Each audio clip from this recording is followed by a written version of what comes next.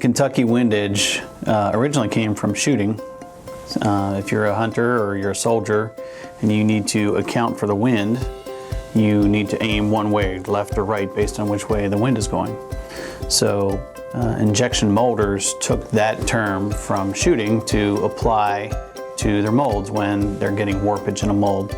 So for example, if you're 5 millimeters out on warpage, you might bias your mold in one direction or the other to account for that, to bring it back to flat. So that's what windage is in molding. It's biasing your mold so that you can account for the warpage to come back to flat.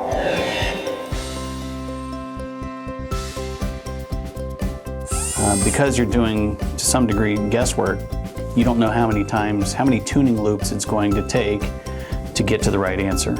So each tuning loop has a cost associated with it. You got shipping the mold back and forth between the mold maker and say the trial house. You've got material costs, you've got engineering costs, any number of things that add to the cost every time you do a tuning loop. So unless you can get it right on the first time, you have no idea exactly how many tuning loops you're going to go through.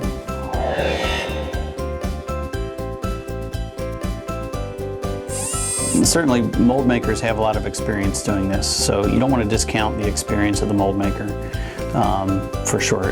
But there is a way to improve on the number of tuning loops you're going to end up doing, and of course, as the article suggests, is using simulation to do that.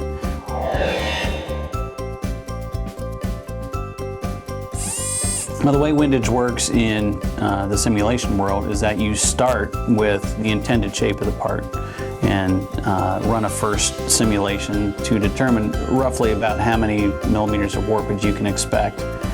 You reverse bias it that much and see how close it comes back to flat. If it doesn't make it all the way, then you iterate in software to determine how far back it's going to come. So each tuning loop is done in a software prototype where you're not cutting steel and you're not shipping molds and you're not using additional materials.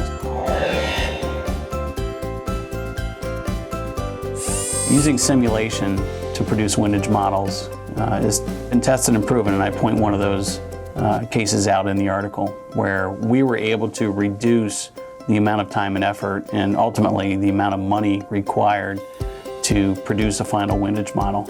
We predicted 15 millimeters of twist in this part, which sounds like a lot, and it is, but we were able to bring it back to flat by using simulation. One of the challenges in this particular project was the fact that there were so many ribs on this, and a lot of CAD work needed to be done in the final windage model to get to the final windage model.